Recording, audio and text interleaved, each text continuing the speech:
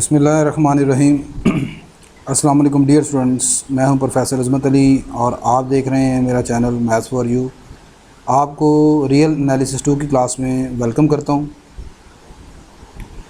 जैसा कि आप लोग जानते हैं कि हमने आपकी जो कोर्स आउटलाइन है फ्रॉम पंजाब यूनिवर्सिटी की तरफ से, उसमें से एक important chapter number 1 Riemann integral जो है ये स्टार्ट किया हुआ है। इस चैप्टर में लास्ट लेक्चर में हम प्रॉपर्टीज़ ऑफ रिमान इंटेग्रल जो है उनके ऊपर डिस्कशन कर रहे थे। मैंने इस पूरे कोर्स की जो कंप्लीट प्लेलिस्ट है उसका लिंक डिस्क्रिप्शन बॉक्स में रख दिया है। अगर अभी तक आपने वो लेक्चर नहीं देखे तो आप उस लिंक पर क्लिक करके तमाम प्रीवियस लेक्चर को बआसानी देख सकते हैं। तो आज के लेक्चर में हम रिमान इंटीग्रल के हवाले से एक नेक्स्ट प्रॉपर्टी नंबर 2 जो है आपकी, that is very important property with respect to your final exam, उसके ऊपर डिस्कशन करेंगे। प्रॉपर्टी की स्टेटमेंट कुछ इस तरह है, कहता है जी कि आपके पास अगर f और g दो रिमान इंटीग्रेबल फंक्शन हैं over closed interval a b, तो आपने प्रूव करना है कि उनका जो सम है f प्लस g ये भी रिमान इंटीग्रेबल होगा। और फिर आगे आपने मज़ीद ये शो करना है कि इन दोनों का जो इंटीग्रल है, इनके सम का इंटीग्रल जो है उसको आप अलग-अलग सम ऑफ 2 इंटीग्रल्स के तौर पर लिख सकते हैं। तो firstly we will show that कि अगर आपके पास f और g जो हैं वो रिमान इंटीग्रेबल हैं, तो देन हम ये प्रूव करेंगे कि इनका जो सम f प्लस g है ये भी रिमान इंटीग्रेबल है। यहाँ पर सबसे पहले ये चीज़ याद रखें कि अगर f और g रिमान इंटीग्रेबल हैं तो फिर आप जानते हैं कि f का जो लोअर रिमान इंटीग्रल है और अपर रिमान इंटीग्रल, f का अपर रिमान इंटीग्रल और ये जो है लोअर रिमान इंटीग्रल जो है f का, ये आपस में इक्वल होंगे। इन दोनों की और इन दोनों की जो कॉमन वैल्यू होगी वो सिंपल ये होगी, इंटीग्रल a से b f। प्रीवियस लेक्चर में मैं ये बात बता चुका हूँ कि अगर आपके पास अगर एक फंक्शन f जो है वो रिमान इंटीग्रेबल हो तो उसका अपर रिमान इंटीग्रल और इसका लोअर रिमान इंटीग्रल आपस में इक्वल होते हैं और उन दोनों की जो कॉमन वैल्यू है यानी लोअर रिमान इंटीग्रल और अपर रिमान इंटीग्रल की वो इसके बराबर होती है। नहीं जी, इसको प्रूव करने के लिए लेट कर लें कि आपके पास एप्सिलॉन एक पॉजिटिव रियल नंबर है। इस एप्सिलॉन के ऑपोजिट आपको दो पार्टीशन मिलेंगी P1 and P2, such that कि यहाँ पर कॉची क्राइटेरिया को मैं इस्तेमाल करूँगा। कॉची क्राइटेरिया क्या कहता है कि upper Riemann sum minus lower Riemann sum is always less than some positive real number epsilon. ठीक है, तो आपको मैंने यहाँ पे एक पार्टीशन P1 जो है वो उसको लिंक कर लिया फंक्शन f के साथ। तो फंक्शन f के ऊपर पार्टीशन P1 के साथ जो अपर रिमान सम होगा s, इसी तरह ही इसका लोअर रिमान सम जो है स्मॉल s, इन दोनों का जो डिफरेंस है वो एप्सिलॉन से छोटा होगा। यहाँ से ये जो लोअर रिमान सम है उसको दूसरी तरफ शिफ्ट कर दिया तो अपर रिमान सम आ जाएगा less than lower Riemann sum plus epsilon by 2। इसे इनइक्वालिटी नंबर 1 कह देते हैं। सिमिलरली अब जो दूसरा फंक्शन आपका g है, इस g के लिए मैंने पार्टीशन रख ली P2, दोबारा फिर कॉची क्राइटेरिया को इस्तेमाल किया और इक्वेशन नंबर 1 की तरह यहाँ पर इनक्वालिटी नंबर 1 की तरह दोबारा इनक्वालिटी नंबर 2 बन जाएगी कि अपर रिमान सम छोटा हो जाएगा lower Riemann sum plus epsilon by 2 से। आगे यहाँ पर कुछ सपोजिशन हैं वो हम कर लेते हैं। मैंने लेट कर लिया कि कैपिटल M के, M डैश के और M डबल डैश के, ये तीनों जो हैं वो सुप्रीमम हैं या सुप्रीमा है किसके, F प्लस G के, फिर F के और G के रिस्पेक्टिवली। यानी M के जो कैपिटल M के है ये सुप्रीमा है F प्लस G का और कैपिटल M डैश के सुप्रीमा है F का और M डबल डैश के सुप्रीमा है G का रिस्पेक्टिवली। एंड स्मॉल m के, स्मॉल m डैश के, स्मॉल m डबल डैश के बी देयर इन्फीमा। और इन फंक्शंस के यानी कि F प्लस G का जो इन्फीमा है वो स्मॉल m के है, इसी तरह ही F का इन्फीमा M डैश के है और G का इन्फीमा M डबल डैश के है इन दी kth इंटरवल। अब आपने रियल एनालिसिस 1 में या कैलकुलस में ये एक प्रॉपर्टी पढ़ के आए हैं कि f प्लस जी का सुप्रीमम हमेशा लेस देन इक्वल होता है उनके सम ऑफ सुप्रीमम के, यानी लेस देन इक्वल होता है supremum of f plus supremum of g। अब f प्लस जी का जो सुप्रीमा आपने रखा है वो है m के, तो यहाँ पर m के आ जाएगा। इसी तरह f का जो सुप्रीमम है वो है m डैश के और g का जो सुप्रीमम है वो है m डबल डैश के। इसे इनक्वालिटी नंबर 3 कह देते हैं हम। अब दोबारा फिर ये रिजल्ट आपने इन्फीमम के हवाले से इस तरह पढ़ा है कि infimum of f plus G is always greater than equal to their sum of their infimum. तो infimum of f plus G जो है उसका नाम हमने रखा है m के, और f का इन्फीमा है जो m डैश के और g का इन्फीमा है इन्फीमम है m डबल डैश के। अब ये इसे इनक्वालिटी नंबर 4 कहते हैं। अब उसके बाद ये जो इनक्वालिटी नंबर 3 हमारे पास मौजूद है, इस इनक्वालिटी में हम समीशन अप्लाई कर देते हैं। Summation k is equal to 1 से n डेल्टा x के इन विद पार्टीशन। अब चूँकि यहाँ पर दो फंक्शन है f और g, और दोनों के लिए जो पार्टीशन है वो अलग-अलग है। f के लिए पार्टीशन का नाम मैंने रखा है p1, और जो g है उसके लिए पार्टीशन का नाम रखा हुआ है p2। तो ऐसे करते हैं, इन दोनों से एक नई पार्टीशन बना लेते हैं जिसका नाम p स्टार है, और p स्टार जो है वो इन दोनों की यूनियन से मिलकर बनी है। अब यूनियन वाली पार्टीशन आप जानते हैं हमेशा इन दोनों इंडिविजुअल पार्टीशन से बड़ी या ज़्यादा से ज़्यादा बराबर होगी, वही है। अब तीसरी इक्वेशन में, तीसरी इनक्वालिटी में जब आपने समीशन अप्लाई किया पहले इसे में, तो इस तरह आ जाएगा समीशन m के डेल्टा x के, आगे आ जाएगा समीशन m डैश के डेल्टा x के, आगे आ जाएगा समीशन m डबल डैश के डेल्टा x के। अब आप जानते हैं अपर रीमान सम की डेफिनेशन। अपर रीमान सम की जो डेफिनेशन है वो आपने पढ़ी है।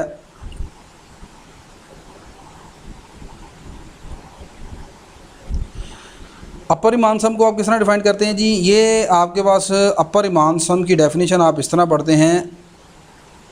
अगर फ़र्ज़ करें f का अपर रीमान सम आपने पढ़ा है पीछे, ये समीशन आ गया इधर, फिर आपने f की जो f का जो सुप्रीमम वैल्यू है वो लिखनी होती है। अगर फ़र्ज़ करें वो m है, m k है, तो m k आ जाएगा साथ डेल्टा x के आ जाएगा बस।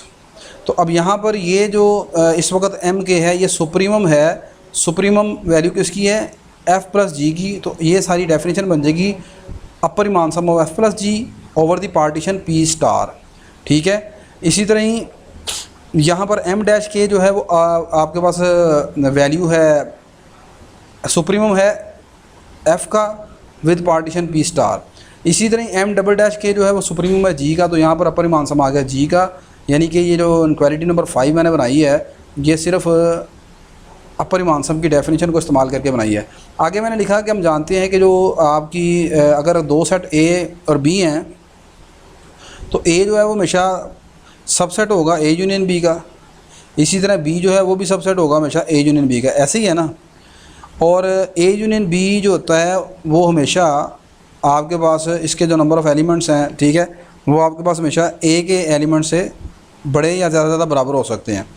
तो अब यहाँ पर ये लिखा है मैंने कि एज़ p1 जो है वो सबसेट है p1 यूनियन p2 का, यानी p स्टार का। इसी तरह p2 जो है वो p1 यूनियन p2 का, वो भी सबसेट है, ठीक है। Then and we now from lemma number 1। Lemma number 1 में हमने ये जानते हैं कि अगर आपके पास एक पार्टीशन है यहाँ पर, अब फिर देखें p1 यूनियन p2 किसके बराबर है? p स्टार के। इसका मतलब यहाँ पर p स्टार जो है वो पार्टीशन बड़ी है p1 से भी और p2 से भी। लेमा नंबर 1 में हमने ये पढ़ा है कि बड़ी पार्टीशन पर निकाला गया अपर रीमान सम, बड़ी पार्टीशन पर निकाला गया अपर रीमान सम हमेशा छोटा होता है छोटी पार्टीशन पर निकाले गए अपर रीमान सम से। यानी कि कहना ये चाह रहा हूँ p स्टार वाली पार्टीशन p1 पार्टीशन से बड़ी है, लेकिन इसके ऑपोजिट जो अपर रीमान सम निकलेगा, ठीक है, वो वाला अपर रीमान सम हमेशा इसके ऑपोजिट जो निकला हुआ अपर रीमान सम है उससे छोटा होगा। ये लेमा नंबर 1 में पढ़ा है। यानी कि यहाँ पर एस पी स्टार अगर मैं से कहता हूँ इसके अपर रीमान सम को, और ये वाला अपर रीमान सम जो p1 पर निकलेगा ये इससे हमेशा छोटा होगा। लेमा 1 में हमने ये पढ़ा है। इसी तरह ही यहाँ पर आपके पास ये अपर रीमान सम जो g के लिए निकलेगा over the partition p star, ये छोटा होगा अपर रीमान सम ऑफ g से over the partition p2। So 5 will become, तो ये जो इनक्वालिटी नंबर 5 है सारी ये वाली, ये आ जाएगी इस तरीके से। Upper Riemann sum of f plus g less than equal आ जाएगा upper Riemann sum of p1 plus upper Riemann sum of g at p2 by using 1 and 2। 1 और 2 को यहाँ पर इस्तेमाल करें। 1 की मदद से 1 में आपने इसकी वैल्यू निकाली है अपर रीमान सम, यानी ये वैल्यू है आपके पास, ये वैल्यू है। यहाँ से एस एफ p1 की वैल्यू और यहाँ से 2 से एस जी p2 की वैल्यू आप यहाँ पर पुट कर देंगे।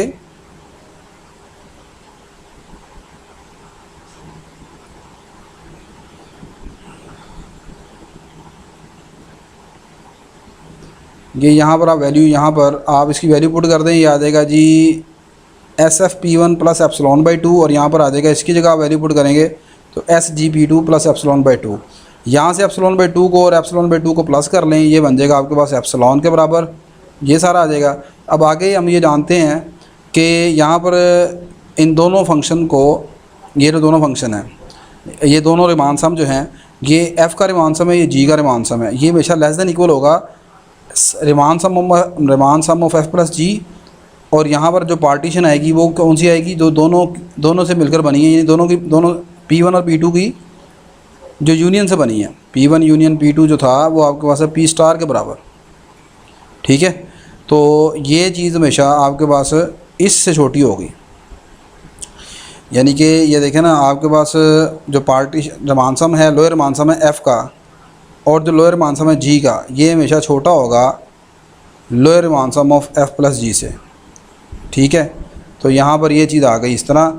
अब उसके बाद ये इस लोअर रिमान सम को मैं दूसरी साइड पर शिफ्ट कर दिया, तो ये आ गया upper Riemann sum of f plus g, ये आ गया lower Riemann sum of f plus g less than आ गया एप्सिलॉन से। तो कॉशी क्राइटेरिया जो है वो क्या कहता है, कॉशी क्राइटेरिया यही कहता है ना आपके पास कि आपके पास upper Riemann sum minus lower Riemann sum अगर लेस देन हो some positive real number epsilon से, तो यहाँ पर फिर यहाँ पर जो इसके आगे फंक्शन लिखा होगा वो हमेशा क्या कहता है, रिमान इंटीग्रेबल होता है। तो यहाँ पर by Cauchy criteria F plus G is Riemann integrable, यही आपने प्रूफ करना था। तो प्रॉपर्टी का पहला हिस्सा प्रूफ हो गया। आगे अब आपने प्रूफ करना है कि आप इनके इंटीग्रल को इस तरह करके लिख सकते हैं, यानी एफ़ प्लस जी का जो इंटीग्रल है उसको आप ऐसे लिख सकते हैं, ए का एफ़ का इंटीग्रल प्लस जी का इंटीग्रल। तो ये कोई नई चीज़ नहीं है, ये वही है पुरानी जो आपने सेकेंड से पढ़ते आ रहे हैं कि इंटीग्रल दो हिस्सों में डिवाइड हो जाता है अगर वो प्लस हो रहे हों, ठीक है। Next we will show that, अब हम ये प्रूफ करते हैं। अब यहाँ पर ये मैंने एक रिज़ल्ट लिखा है, ये हम बाय डेफिनेशन पर जानते हैं प्रीवियस लेक्चर से।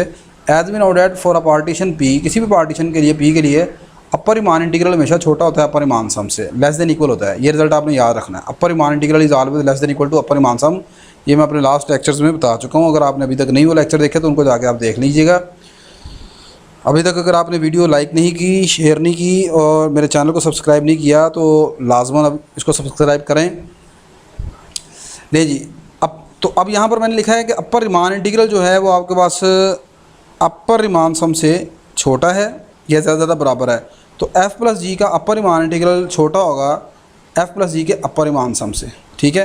अब अगली चीज़, चूँकि एफ़ प्लस जी बिलोंग करता है आर ए बी से, ये क्या है, आर क्लोज इंटरवल ए बी, ये है set of Riemann integrable functions. ये this represents set of all Riemann integrable functions over closed interval A b. Since f plus g आपके पास रिमान इंटीग्रेबल फंक्शन है, अभी हम ऊपर प्रूफ करके आए हैं, तो फिर रिमान इंटीग्रेबल फंक्शन हो तो फिर आप जानते हैं कि उसका अपर रिमान इंटीग्रल और लोअर रिमान इंटीग्रल बराबर होते हैं और उन दोनों की कॉमन वैल्यू क्या होती है, ये बार को छोड़ देंगे आप। तो यहाँ पर लगाया था, इसमें जो बी के ऊपर बार लगाई उसको छोड़कर ये चीज़ बन जाएगी, ये आ जाएगा लेस देन इक्वल टू, इधर वाली साइड वैसे ही मैंने नीचे लिख दी। अब आगे अगली चीज़ ये, यहाँ पर एफ़ प्लस जी है, दोनों का सम है, सम को हम ब्रेक यहाँ पर तोड़ देते हैं। ये पहले का ऐसा आ जाएगा, ये दूसरे का ऐसा आ जाएगा। फिर ये पार्टीशन पी स्टार थी तो ये पार्टीशन दो पार्टीशन में बदल जाएगी, P1 यूनियन P1 और P2 में।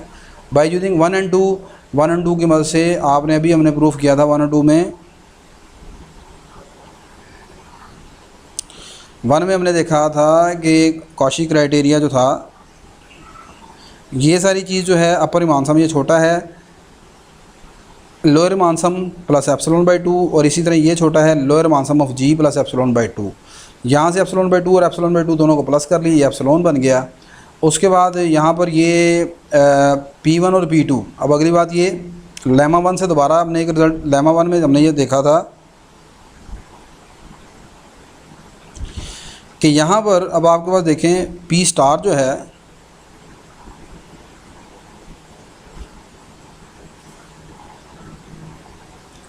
P स्टार आपकी बड़ी पार्टीशन है, बड़ी पार्टीशन पर निकाला गया लोअर रिमान सम हमेशा बड़ा होगा छोटी पार्टीशन पर निकाले गए लोअर रिमान सम से। तो जो लोअर रिमान सम होगा P स्टार का, वो lower Riemann sum of P1 से भी बड़ा होगा और lower Riemann sum of P2 से भी बड़ा होगा। तो यही मैंने यहाँ पर इस्तेमाल किया है कि ये जो लोअर रिमान सम है P1 का ये छोटा है lower Riemann sum of F at P star. इसी तरह lower Riemann sum of G जो है वो छोटा होगा lower Riemann sum of G over the partition P star. अगली इसे मैंने 6 कह दिया इनक्वालिटी को। As we note at next, अब अगला रिजल्ट ये है कि हम जानते हैं कि लोअर रिमान सम छोटा होता है लोअर रिमान इंटीग्रल से। ऊपर मैंने कहा था अपर रिमान सम बड़ा होता है अपर रिमान इंटीग्रल से, ठीक है। यहाँ पर ये काम उल्टा होता है, लोअर रिमान सम छोटा होता है लोअर रिमान इंटीग्रल से। ये चीज़ें आपने याद रखनी है, ये याद रखेंगे तो फिर ये चीज़ें समझ आएंगी आपको। अब लोअर रिमान सम छोटा है या बराबर है लोअर रिमान इंटीग्रल से, तो मैंने यहाँ पर पी स्टार के वाले से लोअर रिमान सम निकाला है एफ़ का, ये छोटा होगा lower Riemann sum of F से। अब चूँकि एफ़ जो मान इंटीग्रेबल फंक्शन है तो ये नीचे वाली बार आप ख़त्म कर देंगे, ये सिंपल है, इस तरह आ जाएगा, ठीक है। And similarly lower Riemann sum of g जो है over the partition P star, ये छोटा होगा रिमान इंटीग्रल ऑफ जी से। सो 6 सिंपलाइज। अब 6 क्या थी, 6 ये सारी है हमारे पास। तो इसको आप जो लोअर रिमान सम हैं एफ़ और जी के, इनको इंटीग्रल्स की शक्ल में बदल लें, यानी कि यहाँ पर ये वैल्यूज पुट कर दें आप। इधर इसकी वैल्यू पुट कर दी वो इन फॉर्म ऑफ इंटीग्रल, और इसकी वैल्यू पुट कर दी इन फॉर्म ऑफ इंटीग्रल। तो यही आपने प्रूफ करना था। ये पहला हिस्सा हो गया जी आपके पास।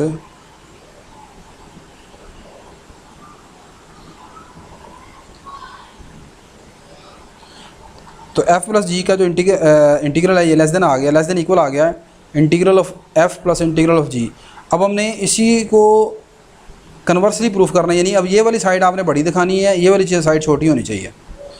नाउ दे, अब फिर दोबारा मैं 2 पार्टीशन लेके चल रहा हूँ, एक पार्टीशन पी डैश है, दूसरी पार्टीशन पी डबल डैश है, सच डैट कि ये जो सारी क्वांटिटी है integral of A plus B, integral of F over the interval A B, integral of ji minus epsilon. क्या इसको ऐसे लिखा जा सकता है, यहाँ पर एप्सिलॉन को मैंने तोड़कर माइनस एप्सिलॉन बाई 2 लिख लिया और यहाँ पर भी एप्सिलॉन बाई 2 लिख लिया बाय यूजिंग डार्बोक्स थ्योरम। डार्बोक्स थ्योरम आपने पढ़ा है। डार्बोक्स थ्योरम क्या कहता है, डार्बोक्स थ्योरम ये कहता है जनाब कि आपके पास lower Riemann integral minus lower Riemann sum is always less than some positive real number epsilon, ठीक है। तो यहाँ पर ये आ जाएगा एफ़ का lower Riemann integral minus lower Riemann sum of F over the partition P dash is always less than epsilon by 2। और इसको आप ऐसे भी लिख सकते हैं, चूँकि एफ़ आपके पास रिमान इंटीग्रेबल है तो मैंने इसकी जगह ये वाली वैल्यू पुट कर दी, तो ये इस तरीके से बन गया, ठीक है। सिमिलरली आपके पास यही काम आप जब जी के लिए लिखेंगे तो फिर इसको ऐसे लिख सकते हैं, जी का रिमान इंटीग्रेबल, जी का Riemann integral minus epsilon by 2 less than equal होगा, लेस देन होगा lower sum of G over the partition P double dash. So 7 will become, 7 कौन है, ये सारी 7 है। इसमें आपने पहली ब्रैकेट और दूसरी ब्रैकेट की जगह वैल्यू पुट करनी है। अब सो 7 विल बिकम, 7 आपके पास आ जाएगा जी, आपके पास ये लेफ़्ट साइड तो वैसे की वैसे लिखी है मैंने, लेस देन आ गया lower Riemann sum of F over the partition P dash plus lower Riemann sum of G over the partition P double dash. अब अगली चीज़ मैंने एक नई पार्टीशन फिर बनाई पी डैश और पी डबल डैश के यूनियन से, जिसका नाम मैंने कैपिटल क्यू रख लिया। तो फिर ज़ाहिर सी बात, अभी आपने रिज़ल्ट पढ़ा है कि लोअर रिमान सम के केस में बड़ी पार्टीशन पर लोअर रिमान सम का जवाब बड़ा, छोटी पार्टीशन पर जवाब छोटा। तो पी डैश जो है यहाँ पर छोटी पार्टीशन है, क्यू जो है दोनों की यूनियन से बनी है तो बड़ी पार्टीशन होगी। तो फिर इसको मैंने बदल लिया क्यू में, इसको भी बदल लिया क्यू में, ठीक होगी बात ये। अब उसके बाद इन दोनों को इकट्ठा कर लिया, ये लोअर रिमान सम आ गया एफ़ प्लस जी का ओवर द पार्टीशन क्यू, ठीक है। और अगली चीज़ ये वाला रिजल्ट कि लोअर रिमान सम हमेशा छोटा होता है, लेस देन इक्वल होता है लोअर रिमान सम से, लोअर रिमान इंटीग्रल से। तो ये सारी चीज़ आ गई इसके बराबर, ठीक होगी बात ये। लास्ट स्टेप, तो ये चीज़ आ गई जनाब आपके पास integral of f plus integral of ji minus epsilon less than equal आ जाएगा integral of f plus g. और इसको आप फाइनली ऐसे लिख सकते हैं जी, यहाँ से एप्सिलॉन को अगर आप छोड़ दें, ठीक है, तो ये सारी चीज़ इस तरह आ जाएगी। एप्सिलॉन को अब छोड़ा क्या क्यों है, ये जो आपकी पास सारी इनक्वालिटी बनी है ये वाली, ये कहती है जी कि इनक्वालिटी ये हर उस एप्सिलॉन के लिए होल्ड करती है जो कि पॉजिटिव है। तमाम एप्सिलॉन जो बड़े से बड़े भी हो जाएं, बड़े से बड़े एप्सिलॉन आप ले लें तो ये सारी चीज़ इससे छोटी है, ठीक है ना। तो अगर आपका एप्सिलॉन यहाँ पर 0 को अप्रोच कर दे, ठीक है, यानी 0 के करीब बहुत छोटा हो, ये इनक्वालिटी हर एप्सिलॉन के लिए, हर पॉजिटिव रियल नंबर एप्सिलॉन के लिए होल्ड कर रही है। तो अगर आपका एप्सिलॉन यहाँ पर 0 को अप्रोच करे तो आपस में फिर ये क्या चीज़ हो जाएगी, ये सारी लेस देन आ जाएगा इसके, ठीक है। Combining star and double star we have, star क्या थी, स्टार में आपके पास ये वाली साइड बड़ी थी, ये वाली साइड छोटी थी, ये वाली और ये वाली साइड बड़ी थी, ठीक है। तो लिहाजा ये चीज़ छोटी हो जाएगी इससे, तो यही आपको रिक्वायर्ड था। तो आई होप कि आज का लेक्चर आपको समझ आया होगा। इंशाल्लाह नेक्स्ट लेक्चर में हम प्रॉपर्टी नंबर 3 पढ़ेंगे, वेरी इंपॉर्टेंट प्रॉपर्टी, कि अगर एफ़ रिमान इंटीग्रल है तो इसका स्क्वायर भी रिमान इंटीग्रेबल होगा। मेरी ये वीडियो अगर आपके लिए किसी तरह से हेल्पफुल है तो मेरी इस वीडियो को आप लाइक कीजिएगा, शेयर कीजिएगा, चैनल को सब्सक्राइब कीजिएगा। इंशाल्लाह नेक्स्ट लेक्चर में आपसे दोबारा मुलाकात होती है। अल्लाह हाफ़िज़।